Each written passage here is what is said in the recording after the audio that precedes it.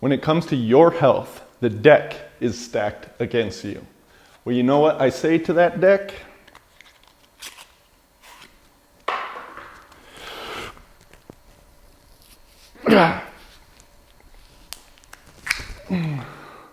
Stay tuned and find out what we can do about this.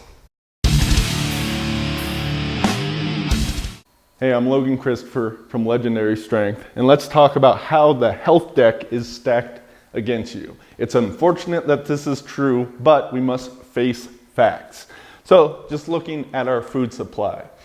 Conventional food grown with pesticides, herbicides, larvicides, insecticides, all kinds of different chemicals that are not necessarily the best things for you. Roundup, one of the most used herbicides in the world, is now losing court cases. Monsanto's losing, well, Bayer just bought them out, but losing court cases because this chemical causes cancer. And it's just one of many chemicals out there. Many of these pesticides disrupt your hormones, sex hormones like testosterone and estrogen, or your thyroid, cortisol, all kinds of different things found in our food. That's not even talking about genetically modified organisms.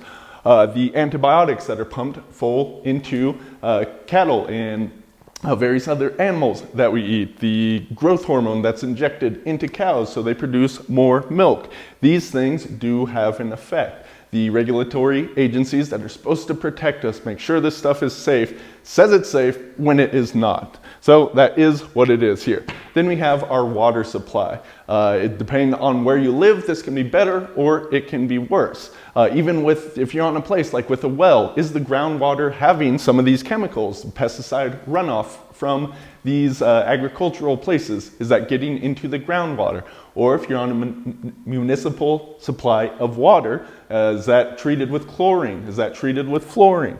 Is that treated with who knows what else? Is that just being recycled? And even though they try to remove a lot of this stuff, does that end up having pharmaceutical drugs in it that other people use and flush down the drains? This stuff gets into the air, the very air that we breathe. It's not just if you're in a polluted city such as Los Angeles or Beijing. Yeah, that's bad. But even in other places, the air we breathe, these various chemicals can get airborne. And what is indoors, inside your house, can often be worse than what is outside because we have off-gassing furniture and carpets. Even BPA from the plastic itself, the bisphenol A, which is an endocrine disruptor, a really bad one, that can get airborne. And then you're breathing it in. So unfortunately, it is in the very air. So you can do a lot to minimize these things, but you cannot get rid of them completely. That's unfortunate. Light itself, we have all these devices. You're watching this on some sort of computer screen right now. Unfortunately, unless you're doing something to block this, the blue light, especially if you're watching this late at night, is going to be disrupting because of how that light penetrates your eyes and into your brain and then changes what is happening with the chemicals within your body. So the light itself can be a bad thing. We have drugs. I mentioned just a few of the things that are put into our air, our water and food, but we have the whole pharmaceutical complex that is driving people towards more and more drugs, which, drugs do have their place. They can be helpful in certain circumstances, but do you want to be taking antibiotics that you aren't aware of that are put into the animals or the food supply? I was just reading this, I have not verified it, but that organic apple and pear trees, they can treat those trees with antibiotics, and yet they're still organic. That's unfortunate. So we have all sorts of drugs and chemicals. I mentioned a few of the chemicals, the pesticides and whatnot. We have atrazine, which turns frogs, changes their sexes. So is that going to disrupt our hormones? It's not changing our sexes, but it can be doing something there. We have dioxins. We have PBDEs, we have PCBs, DDT is in the environment. Chemicals are everywhere. And not just chemicals, but electromagnetic pollution. We have 5G coming, but even before that, cell phone in your pocket for you guys, you have it there, lowered sperm count, verified again and again and again. Having this Wi-Fi all around us.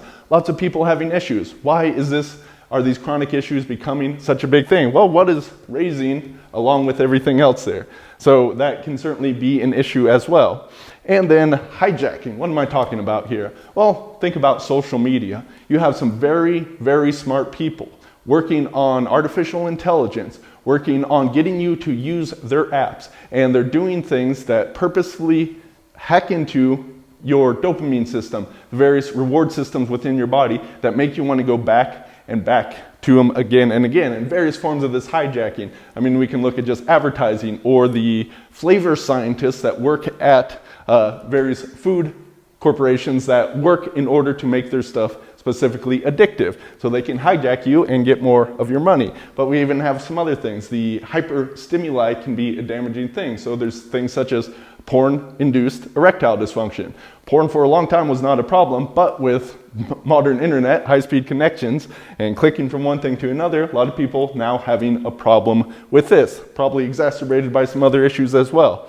And ultimately, this really does come down to money. Why is this stuff so bad? Well, if you look at it, you can see there may be some purpose behind it, but even if not, if it's just for this single purpose, that doesn't mean that this stuff all isn't happening. And furthermore, if you're trapped in the rat race yourself, because we all got to make money in today's world, then who has the time, energy, or effort to really do what needs to be done about these things for yourself or for your loved ones? So unfortunately, as I said, the deck is stacked against you.